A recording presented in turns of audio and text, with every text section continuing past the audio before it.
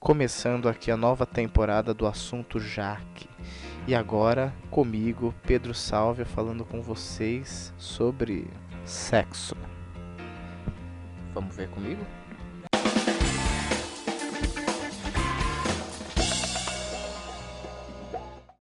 Alô? Oi, princesa, tudo bem? Pois é, tô aqui de bobeira em casa. Mas pode falar, meu bem. Um filme na sua casa? Não, maravilha, quero, lógico. Só tá você aí? Onde estão seus pais? Viajaram? Nossa, nossa noite vai ser ótima então. Tô indo aí. Beijo, tchau. Eu estou aqui com o pastor Elbert, isso aí, eu acertei de primeira. Vamos imaginar uma situação hipotética. Um amigo meu,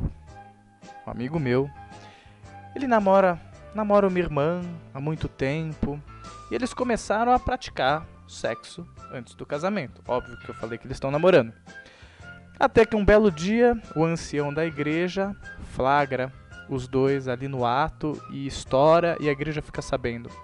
Qual que é a postura da igreja, o que fazer, qual que é a posição que vocês têm sobre isso? É muito comum quando uma pessoa está numa condição como essa, a pessoa fica muito fragilizada com toda a situação. Já existe a humilhação, a situação que ela não esperava.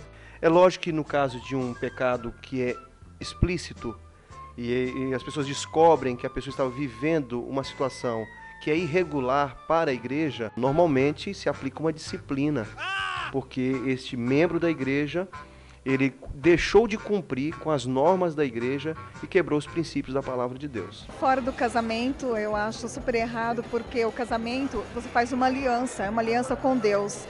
Quando você quebra essa aliança, você está quebrando também o relacionamento com Deus. Mas eu sinceramente acho que essa, entre outros problemas, outros pecados que a pessoa pode ter cometido, também deveria ser excluído.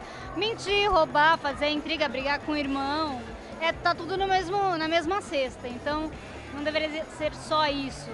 Né? A gente está aqui na igreja para acolher as pessoas e não para expulsar de nada. Eu acredito que a igreja tem que continuar pregando e as pessoas têm que viver que casamento é sagrado, sexo é para ser feito depois do casamento, entre um ato de amor. E eu comecei a conhecer o caráter de Jesus Cristo e comecei a buscar mais conhecimento e cheguei a essa conclusão de que é melhor a gente ficar sem o sexo antes do casamento. E com relação à exclusão das pessoas, eu deveria ter sido excluído.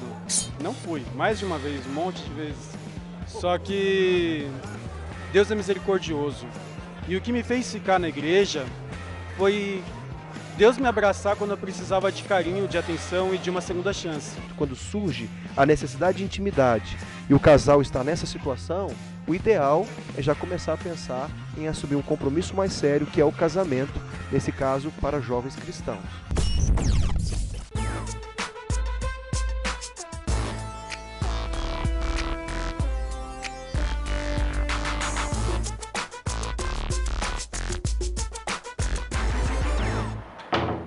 Masturbação. E aí, é pecado, não é pecado? Qual é a posição da igreja sobre isso? Quando Deus ele fez o sexo, era para que o sexo fosse um elo de gozo e prazer entre o homem e a mulher. Então é algo que a pessoa proporciona para a outra e não tem nada de egoísta nesse processo. Agora a masturbação visa a automanipulação, o autoprazer. Ellen White ela fala sobre a masturbação. E ela fala que a masturbação ela causa danos à mente da pessoa que pratica. Eu não sei se meu namorado sabe, mas uma vez eu fiz um propósito de oração com Deus e mesmo estando fraquinha na fé, voltando, mas eu fui ousada. Eu cheguei e fiz um propósito de 1 mês de oração com Deus em relação à questão de masturbação dele. Porque eu não sabia, mas eu falei, Senhor, se não é pra gente ter sexo, a masturbação também é uma coisa antes. Biologicamente, a gente tem o desejo, o apetite sexual, não tem jeito. Eu tô aqui com o Sérgio Saas. Aqui a gente vai começar a fazer perguntas Sérgio Saas, o que você acha do sexo antes do casamento? Pois é. Bom, o sexo antes do casamento é algo que hoje em dia está cada vez mais comum. Acho que porque as pessoas elas estão mais seguras do que elas querem e elas optam por isso. A virgindade hoje, né, no casamento está cada vez mais extinta. E por que você acha que é tão difícil hoje em dia falar de sexo na igreja? Por que esse assunto ainda é um tabu na igreja adventista? Eu acho que a dificuldade do assunto está relacionada exatamente com uma série de dogmas que existem na sociedade, não necessariamente na igreja. E esses dogmas que existem na sociedade, eles vêm lá de trás, do vô e da avó e tudo mais, que a minha avó, por exemplo, quando ela ia fazer sexo com meu avô, ela usava um lençol de um buraquinho.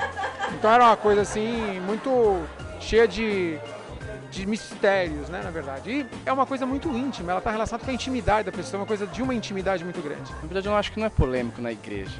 O sexo, ele é polêmico. Se você joga isso numa sala de aula, ele fica cômico, ele fica... ele intimida as pessoas, ele assusta. Eu acho que a igreja ela não aborda a área sexual de uma maneira direta, então ela sempre vai passar de uma forma alegórica. É tipo aquela história da cegonha e tal. Eles infantilizam um pouco a história, de repente o pastor passa de uma forma, igual a gente tá falando, o cara que espera uma princesa, entendeu? E a mulher que espera um cara...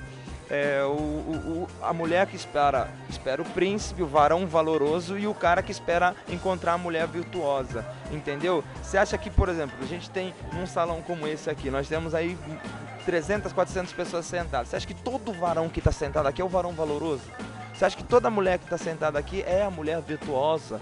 Meu, Salomão teve 1000 mulheres. Ele escreve depois, em Provérbio, diz assim, ó: mulher virtuosa, quem a encontrará? O cara que teve 1000 mulheres não sabe. Esse teve experiência. Teve experiência. Eu acho que a desinformação gera essa coisa de você não pode isso, você não pode aquilo. Esse assunto é polêmico, é complicado. Muito obrigado pela sua entrevista, pela sua opinião. E é disso que a gente precisa. A gente precisa de gente que tenha coragem de falar sobre o tema. Vamos ver qual que vai ser o resultado dessa entrevista. Falou, galera. Até mais.